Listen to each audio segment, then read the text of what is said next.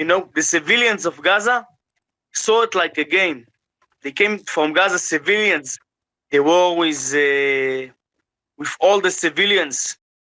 Hey everyone, this is David, producer for the Benjamin Dixon Show, and like it or not. So for the past week and a half or so, we've watched events unfold in Israel and Gaza following Hamas's surprise attack, breaking through Israeli security and the border and going on a massacre that went so far as to even kill innocent people in regular neighborhoods. And we know Israel is officially in war mode. They've had Gaza on lockdown. They have had Gaza under siege, carpet bombing the strip, no way out because the crossing into Egypt is closed. At one point, Israel attacked it. Egypt is keeping it closed to date, though.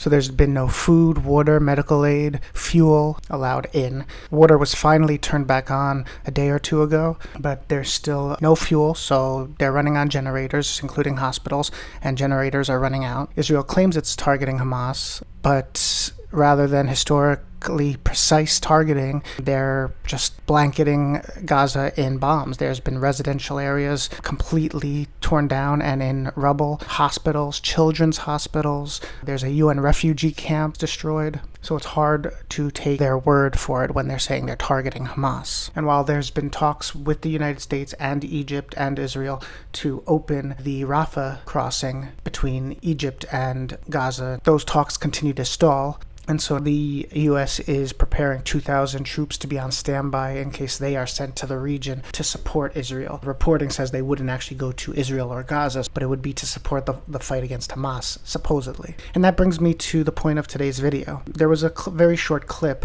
that's been floating around showing CNN anchor Abby Phillip speaking with an Israeli soldier. It's very short. It was only like 13 seconds. I had to question if it was real. This is the clip that's been floating around much of like Arab social media. The war is not just with Hamas. The war is with all the civilians that cannot see us as human beings. They want to kill us. So I looked at that and just really wondered, is this doctored? Is it fake? Is it edited? Did they take a clip from an Abby Phillip segment and put a soldier in there and have him talk where someone else would have been speaking? But after just a couple of minutes of searching, I found that Abby Phillip herself had posted the full segment. It's about 7 days old now, but she posted the full 8-minute segment. The soldier, Bezalel Talja, is not just a foot soldier. He's leading soldiers in the fight, but he's also grieving, as you'll hear here. One Israeli soldier attempting to bring his mother to safety as the attack broke out instead found her body in the street riddled with bullets. Joining me now is Bezalel Talja, a soldier in the Israeli Defense Forces. Go back to what happened when you found your mother. What did you see when you got there? A body on the street. We came to the body. We see the body is our mom. Full of bullets from head to toe, with a package of snacks that she wanted to give the kids so they cannot be afraid from the attack. She fell on the street. Old lady, 63, good lady, just good in her heart. She just did give charity all the time, help everybody. She couldn't manage to go to a safe place. She wanted to help her kids or grandchilds. So she's old lady, so she fell on the streets. And the terrorists just saw on the streets and shoot her from toe to head. So this is how we found our mom. And that's tragic. No one deserves to die like that, and no one deserves to find their parents like that. But what's eye-opening about this segment, and why I'm surprised it was allowed to run, is his description of Palestinians and his framing around the fight. Here's what he said about the Hamas attack. I saw everything is destroyed. I saw old ladies that they just blow up with gas. Open the gas of the houses and blow the old lady up. Killing everywhere, robbery everywhere. They did it like a game. It was a game. It's not, the civilians of Gaza saw it like a game. They came from Gaza, civilians, people from Gaza, kids from Gaza came to the place, just destroyed whatever they can, took whatever they can, kill whatever they see. They saw it just like a game with lives. And you know what? They didn't give a matter what are you. Are you a Jew? Are you from Thailand? Are you from the United States? Are you from Brazil? From France? Didn't give a matter. In the game, they wanted just to destroy lives, to rob, to rape, to kill, to kidnap. This is the game. I'm telling you, kids from Gaza came and take Israeli kids back to Gaza just for the game. They put in Gaza Israeli kids in chicken cages, playing with them like they're puppets. Kidnapped Thailand workers, kidnapped Nepalian workers that came to Israel to feed the family, killed old ladies, killed my mom. My mom was a good heart, was a great woman. She just helped and did good things all the time. Didn't judge nobody. We did see a lot of young fighters on bicycles and motorcycles. We know that when they broke through the border, they were parasailing through. The actions were not defensible. The massacre and what they did to innocent people, indefensible. There's no excuse. The context, though, is that these are young Palestinians that were radicalized by Hamas after growing up under an occupation, after growing up with limited resources, being harassed by the IDF and by Israeli police, witnessing the Israeli Defense Force and police assaulting, kidnapping, and killing Palestinians. We're talking not just adult men, women, we're talking about children, teenagers getting killed. And then even in the West Bank, you have consistent incidences where Israeli settlers are assaulting and killing Palestinian neighbors. And there's no repercussions. There's no consequences. And so a generation coming up seeing this violence and this hostility and death by the occupier, that shapes you. And for some, it sends them in bad directions. And that's really important in considering what shaped these people and really how this war will affect things, because this war is only going to radicalize more Palestinians. In the last part of the interview, Abby Phillip asks the soldier his thoughts about the war, what the focus is, and, well, take a listen. And this is a bit long, but I think it's important that it all be included. I try to correct you to the answer. The war is not just with Hamas. The war is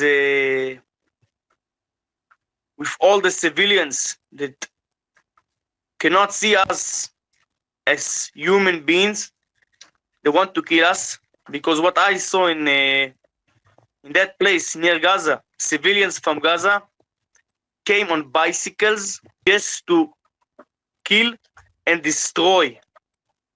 It's not just, like people that are warriors of Hamas. I cannot even call them warriors. They are not warriors. Somebody that fights with kids and women is not a warrior. They are not warriors. They are nothing. They are monsters. So monsters from Hamas, civilians from Hamas, and came and killed people from Israel just because they are people. I think it's a war between good and evil. This is what we're preparing. War with an enemy that have no mercy, have no codes, have no codes at all. No mercy, kills kids, kills childs, kills babies, rape women. No respect for nobody, for old women. No respect for old people. This is the enemy that we are preparing for. Israel is not just have dangers from from Gaza Strip. We can have a war from all the places that are around Israel, all the enemies around Israel, like we had before. We are preparing for war everywhere, and we want to bring our kids back, our babies back, our oldest people back, our women back, our men back. We know we have a very evil enemy that doesn't know ethic codes.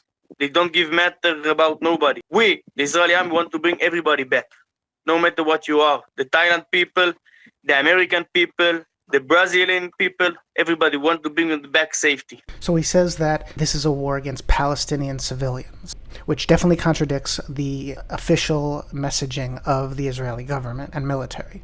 But it's consistent with what we've been seeing, which implies that Palestinians overall sympathize and support Hamas, which is untrue.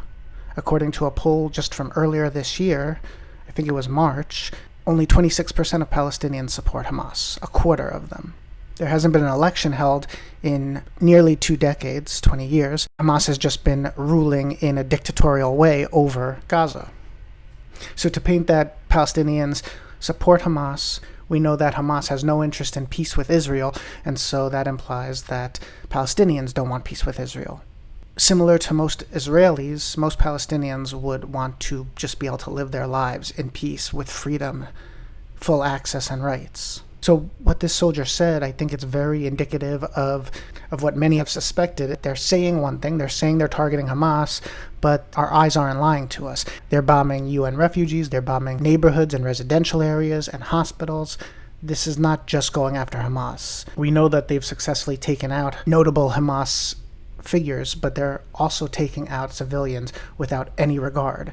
So I think this is really important to keep in mind when we're sorting through all the propaganda that we're getting hit with left and right, that what they say is not necessarily what they're doing or their intent. Yesterday, Prime Minister Benjamin Netanyahu used language very similar to Defense Minister Yoav Gallant. You'll remember Gallant called the Palestinians human animals. אנחנו מטילים מצור מוחלט על העיר עזה. הכל סגור. אנחנו נלחמים בחיות אדם ואנחנו נוהגים בהתאם. And yesterday, Prime Minister Netanyahu tweeted out that the struggle is between humanity and the law of the jungle. So again, comparing the Palestinians to those in the jungle. And it's important to repeat that the Hamas attack was heinous, especially in the targeting of innocent people. But as a result of what Hamas did, thousands of innocent Palestinians are being killed, and even more are being injured and their lives destroyed. We all really need to understand that innocent people on both sides are stuck in the middle of this conflict, and innocent people should not be getting attacked, killed, or otherwise. And the approach Israel is taking by relentlessly bombing Gaza will only further radicalize Palestinians facing their wrath. So we'll continue to follow things as they unfold. Let us know what you think in the comments.